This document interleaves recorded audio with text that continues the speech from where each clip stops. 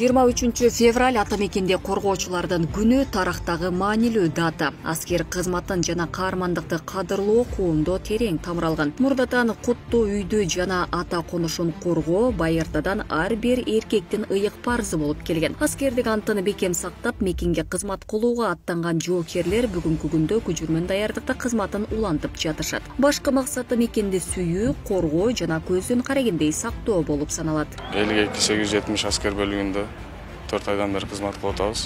Узакка келгенден бери баардык эле нерсени үйрөндүк. Оружие кармашты, оружие атышты, тартип менен жүрүштү.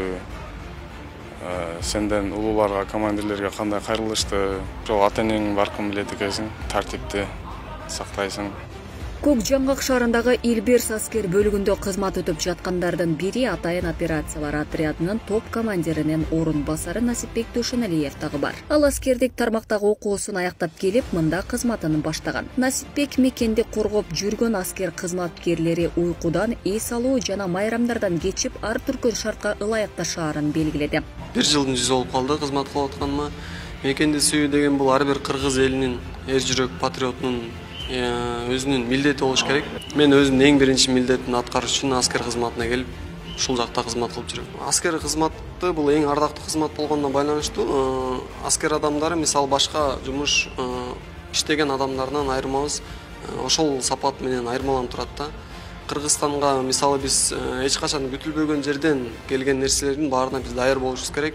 Ошонун негизинде биз кичине графигибиз өзгөчөрөөк болот.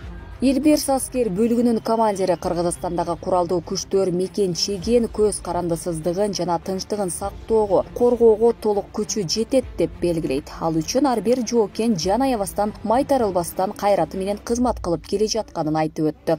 Биздин аскер бөлүктө балдар Жалал Абад, Ош, мындай айтканда Кыргызстандын бардык областтарынан келген жоокерлер кызмат кылышат. Кайсы жерде болбосо дагы тапшырмаларды так туруп аткарып, биздин жоокерлер күжүрмөн дайрыкта кызмат кылып келишет. Мен ишенип кетет элем, бардык кыргыз жарандарын айта алат элем. Кыргыз куралдуу күчтөрү Кыргыз Республикасынын бир дагы метрин бербестен жакшы кайтарып бере алат деп, коопсуздугун кайтара алат деп айта алам. Мурда советтик армиянын күнү деп белгиленип келген 23 февраль Кыргызстан эгемендик алгандан кийин ата мекенди коргоочулар күнү деп аталып, бул күнү майрам катары эс алуу күнү деп жарыяланган. Ал эми Кыргызстандын куралдуу күчтөрүнүн күнү 29 майда майрамдалат. Кундуз Кенжебаева, Акылай Карабаева, Турсуналы Нуралиев, Регион.